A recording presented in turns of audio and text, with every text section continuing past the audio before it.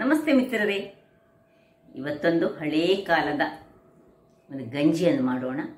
ಇದು ನನ್ನ ಫ್ರೆಂಡ್ ಒಬ್ಬರು ನನಗೆ ಹೇಳಿದಂತಹ, ಅಂದರೆ ನಾನು ಅವರ ಮನೆಗೆ ಇತ್ತೀಚೆಗೆ ಭೇಟಿ ಕೊಟ್ಟಾಗ ಮನೆಯೊಳಗೆ ಭಯಂಕರ ಘಮ್ಮ ಸುವಾಸನೆ ಬರುವಾಗ ನಾನು ಕೇಳಿದೆ, ಏನು ಇವತ್ತು ವಿಶೇಷ ಹೇಳುವಾಗ, ಇವತ್ತು ನಾನು ಓಲ್ಡ್ ಸ್ಟೈಲಿನ ಒಂದು ಹುರುಳಿಕಾಳಿಯ ಗಂಜಿ ಮಾಡಿದ್ದೇನೆ ಹೇಳಿದರು. ಅವರೆಲ್ಲ ಹಿಂದೆ ಹಳ್ಳಿಯಲ್ಲಿದ್ದದ್ದು. ಹಾಗಿರುವಾಗ ಬೆಳಿಗ್ಗೆ ಉಪಹಾರಕ್ಕೆ ಈ ದೋಸೆ ಎಲ್ಲ ಹೊಯ್ದುಕೊಳ್ಳಿಕ್ಕೆ ಕೂಡು ಕುಟುಂಬ ಇದ್ದದಂತೆ.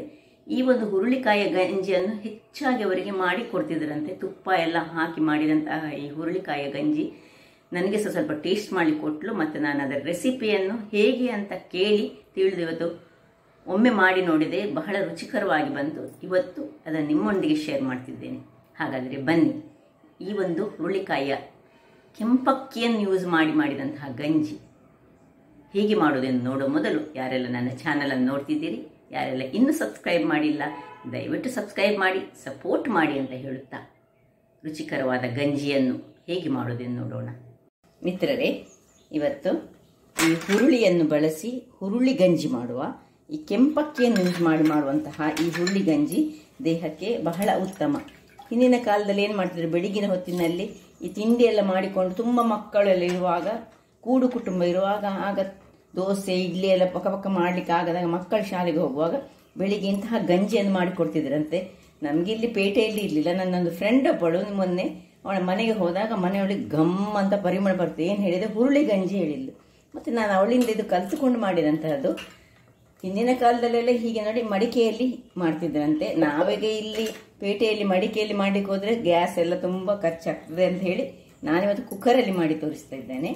ಇಲ್ಲಿ ನೋಡಿ, 2 ಚಮಚಗಳಷ್ಟು, ಈ ಚಮಚದಲ್ಲಿ 2 ಚಮಚಗಳಷ್ಟು ನಾನು ಹುರುಳಿಯನ್ನು ತೆಗೆದುಕೊಂಡಿದ್ದೇನೆ. ಇನ್ನು 1 ಚಮಚ ಜೀರಿಗೆ, 4-5 ಸ್ಪೂನ್ಗಳಷ್ಟು ತೆಂಗಿನ ತುರಿ, 1 ಚಮಚದಷ್ಟು ಸಾಸಿವೆ, ಸ್ವಲ್ಪ ರುಚಿಗೆ ತಕ್ಕಷ್ಟು ಉಪ್ಪು, ಮತ್ತು ಈ ಒಂದು ಕೆಂಪು ಅಕ್ಕಿಯನ್ನು, ನಿಮಗೆ ಗೊತ್ತಿರ್ಬೋದು ಕೆಂಪು ಅಕ್ಕಿ ನಾವು ಕರಾವಳಿಗರು ಹೆಚ್ಚಾಗಿ ಯೂಸ್ ಮಾಡಿ. ಇದನ್ನು ನಾನೊಂದು ಅರ್ಧ ಗಂಟೆಗಳ ಕಾಲ 1 ಲೋಟದಷ್ಟು ಕೆಂಪಕ್ಕಿಯನ್ನು ನೀರಿನಲ್ಲಿ ಚೆನ್ನಾಗಿ ತೊಳೆದು ಒಳ್ಳೆ ಒಂದು ನೀರಿನಲ್ಲಿ ನೆನೆಯಲಿಕ್ಕೆ ಇಟ್ಟಿದ್ದೇನೆ. ಅರ್ಧ ಗಂಟೆಗೆ ಇದು ನೆಂದಿದೆ. ಈಗ ಮೊದಲಿಗೆ ಇಲ್ಲೊಂದು ಬಾಣಲೆಯನ್ನು ಇಟ್ಕೊಳ್ಳೋಣ. ಬಾಣಲೆ ಬಿಸಿ ಆಗುವಾಗ ಈ ಹುರುಳಿಯನ್ನು ಇದರಲ್ಲಿ ಫ್ರೈ ಮಾಡಿಕೊಳ್ಳೋಣ. ವೀಕ್ಷಕರೇ ನೋಡಿ, ಹುರುಳಿಗೆ ಪಟ ಹೇಳುವಾಗ ಕಲರ್ ಚೇಂಜ್ ಆಗ್ತದೆ, ಬ್ರೌನ್ ಆಗುವಾಗ ಇದನ್ನು ಆಫ್ ಮಾಡ್ಕೊಳ್ಳೋಣ. ಈಗ ಇದನ್ನು ಕುಟ್ಟಿ ಪುಡಿ ಮಾಡಿಕೊಳ್ಳೋಣ. ಸ್ವಲ್ಪದಾಗಿ, ಸ್ವಲ್ಪ ಬಿಸಿ ಇರುವಾಗಲೇ ಸ್ವಲ್ಪ, ಅಥವಾ ಸ್ವಲ್ಪ ತಣ್ಣಗಾಗಲಿ, ಆಗ ಒಳ್ಳೆ ಪುಡಿ ಆಗಲಿಕ್ಕೆ ಒಳ್ಳೆಯದಾಗ್ತದೆ. ನಿಮ್ಮ ಹತ್ರ ದೊಡ್ಡ ಕುಟಾಣಿ ಇದ್ದರೆ ಒಳ್ಳೆಯದಾಗ್ತದೆ. ಇದೀಗ ಸ್ವಲ್ಪ ಸಣ್ಣ ಕುಟಾಣಿಯಲ್ಲಿ ಸ್ವಲ್ಪ ಹಾಕ್ಕೊಂಡು ನಾನೀಗ ಪುಡಿ ಮಾಡಿ ನಿಮಗೆ ತೋರಿಸ್ತೇನೆ. ವೀಕ್ಷಕರೇ, ಇಲ್ಲಿ ನೋಡಿ, ನಿಮಗೆ ಕಾಣ್ಬೋದು ನೋಡಿ, ಹೀಗೆ ಈ ರೀತಿಯಲ್ಲಿ ಕುಟ್ಟಿ ಪುಡಿ ಮಾಡಿಕೊಂಡಿದ್ದೇನೆ ನಾನೀಗ. ಇನ್ನು ಈಗ ಇಲ್ಲಿ ಗ್ಯಾಸ್ನಲ್ಲಿ ಒಂದು ಕುಕ್ಕರನ್ನು ಇಟ್ಕೊಳ್ಳೋಣ. ಅಥವಾ ನಾನು ಹೇಳಿದ್ದೆಲ್ಲ, ನಾವು ಇಂತಹ ಪಾತ್ರೆಗಳಲ್ಲಿ, ಈ ರೀತಿಯ ಮಡಿಕೆಗಳಲ್ಲಿ ಒಂದು 6-8 ಲೋಟಗಳಷ್ಟು ನೀರು, 1 ಲೋಟಕ್ಕೆ 8 ಲೋಟ ನೀರಿಟ್ಟು ಇದರಲ್ಲಿ ಸಹ ಮಾಡಿಕೊಳ್ಬೋದು. ನಮಗೆ ಈಸಿ ಆಗಬೇಕು ಹೇಳಿ ನಾನೀಗ ಕುಕ್ಕರಲ್ಲಿ ಮಾಡ್ತಿದ್ದೇನೆ. ಮತ್ತು ಇಲ್ಲದಿದ್ದರೆ ಈ ಮಡಿಕೆಗಳಲ್ಲಿ ಮಾಡುವಾಗ ನಮ್ಗೆ ಏನಾಗ್ತದೆ ಹೇಳಿದರೆ, ತುಂಬ ಗ್ಯಾಸ್ ಬೇಕಾಗ್ತದೆ. ನಾವು ಪೇಟೆಯವರೆಲ್ಲ ಗ್ಯಾಸಿನನ್ನು ತುಂಬ ಆದಷ್ಟು ಕಡಿಮೆ ಆಗುವ ಹಾಗೆ ನೋಡಿಕೊಳ್ಳುವವರು. ಈಗ ಇದರಲ್ಲಿ 1 ಲೋಟ ಅಕ್ಕಿ ಆದರೆ 6 ಲೋಟಗಳಷ್ಟು ನೀರನ್ನು ಹಾಕ್ಕೊಳ್ತಿದ್ದೇನೆ. ಒಟ್ಟು 6 ಲೋಟ ನೀರು. ಈಗ ಅದರಲ್ಲಿ 3 ಲೋಟ ಆಯಿತು. ಇನ್ನು 3 ಲೋಟಗಳಷ್ಟು ನೋಡಿ, 4, 5, ಒಟ್ಟು 6 ಲೋಟ ನೀರನ್ನು ಹಾಕೊಂಡಿದ್ದೇನೆ. ಇನ್ನು ಈ ಪುಡಿ ಮಾಡಿದಂತಹ ಹುರುಳಿಕಾಳನ್ನು ಹಾಕ್ಕೊಳ್ತಿದ್ದೇನೆ. ಇಲ್ಲಿ ನೆನೆಸಿಟ್ಟುಕೊಂಡಂತಹ ಅಕ್ಕಿ, ಕೆಂಪಕ್ಕಿ, 1 ಲೋಟ ಅಕ್ಕಿಗೆ 6 ಲೋಟಗಳಷ್ಟು ನೀರನ್ನು ಹಾಕ್ಕೊಳ್ತಿದ್ದೇನೆ. ಈ ಒಲೆಯಲ್ಲಿ ಮಾಡುವಾಗ, ಕಟ್ಟಿಗೆ ಒಲೆಯಲ್ಲಿ ಮಾಡುವಾಗ ಬಹಳ ಇನ್ನೂ ಸಹ ರುಚಿಯಾಗಿ ಬರ್ತದೆ ಇದು. 1 ಚಮಚದಷ್ಟು ತುಪ್ಪದ ಅಗತ್ಯ ಸಹ ಇದಕ್ಕೆ ಇದೆ.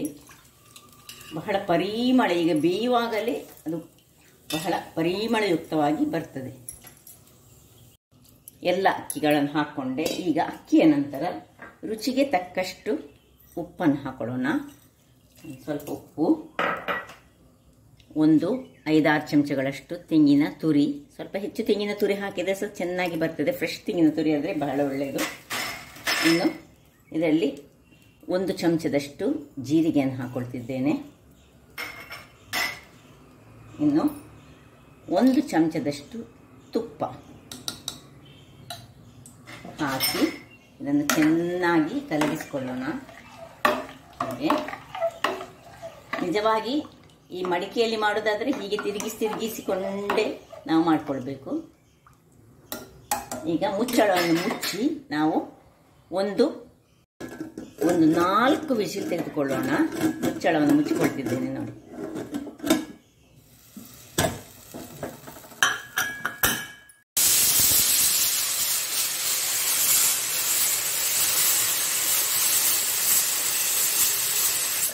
ವೀಕ್ಷಕರೇ, 5 ವಿಸಿಲ್ಗಳಾಯಿತು. ಈಗ ಇದನ್ನು ನಾನು ಆಫ್ ಮಾಡಿಕೊಂಡು ತಣ್ಣಗಾಗಲಿಕ್ಕೆ ಬಿಡ್ತೇನೆ. ವೀಕ್ಷಕರೇ, ಇಲ್ಲೀಗ ತಣ್ಣಗಾಗಿದೆ ನೋಡಿ, ಹೀಗೆ ಬಂದಿದೆ ನೋಡಿ, ಪರಿಮಳಯುಕ್ತವಾಗಿದೆ. ಈಗ ಇದಕ್ಕೊಂದು ಮಣ್ಣಿನ ಟಚ್ ಕೊಡಲಿಕ್ಕೆ ನಾನು ಇದನ್ನೀಗ ಇದಕ್ಕೆ ನಾನು ಶಿಫ್ಟ್ ಮಾಡಿಕೊಳ್ತಿದ್ದೇನೆ.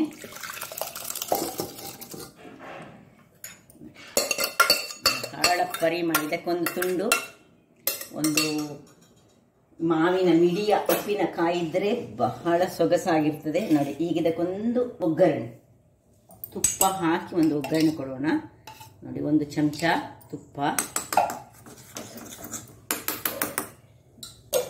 ಸ್ವಲ್ಪ ಬಿಸಿ ಆಗುವಾಗ ಸಾಸಿವೆ ಹಾಕೊಳ್ಳೋಣ. 1 ಚಮಚದಷ್ಟು ಸಾಸಿವೆ, 1 ಚಮಚದಷ್ಟು ಜೀರಿಗೆ.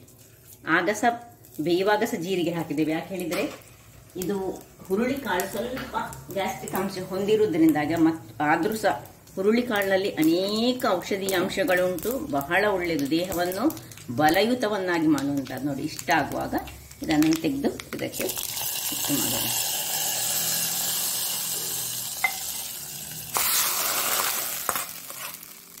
ರುಚಿಯಾದ ನೋಡಿ. ಇದಕ್ಕೊಂದು ಉಪ್ಪಿನಕಾಯಿಯ ಮಿಡಿ ಉಪ್ಪಿನಕಾಯಿ ಇದ್ದರೆ ಒಂದು ಬಟ್ಟಲಲ್ಲಿ ಹಾಕಿದ್ರೆ ಸರ್ವ್ ಮಾಡಿಕೊಂಡ್ರೆ ಬಹಳ ಚೆನ್ನಾಗಿ ಬರ್ತದೆ. ಹೀಗೆ ಕೆಂಪಾಗಿ ಎರಡು ಸಹ ಹುರುಳಿ ಸಹ ಕೆಂಪು ಇದನ್ನು ತಿನ್ನಲಿಕ್ಕಂತೂ ಬಹಳ ಸೂಪರ್ ಆಗಿ ಬರ್ತದೆ. ಹಾಗಾದರೆ ನೋಡಿದ್ರಲ್ಲ ವೀಕ್ಷಕರೇ, ಯಾವ ರೀತಿಯಲ್ಲಿ ಒಂದು ಹುರುಳಿ ಕಾಳಿನ ಗಂಜಿ, ಕೆಂಪಕ್ಕಿಯ ಗಂಜಿ ಹೇಗೆ ಮಾಡುವುದೆಂದು. ಹಾಗಾದರೆ ನನ್ನ ಈ ಕುಕಿಂಗ್ ಚಾನಲ್ ನಿಮಗೆ ಇಷ್ಟ ಆದರೆ ಬೋಳೂರು ಸುವರ್ಣ ಚಾನಲನ್ನು ಲೈಕ್ ಮಾಡಿ, ಶೇರ್ ಮಾಡಿ ಹಾಗೂ ಸಬ್ಸ್ಕ್ರೈಬ್ ಮಾಡಿ ಹಾಗೂ ನನ್ನ ಇನ್ಸ್ಟಾಗ್ರಾಮ್ ಪೇಜನ್ನು ಫಾಲೋ ಮಾಡಿ. ಧನ್ಯವಾದಗಳು.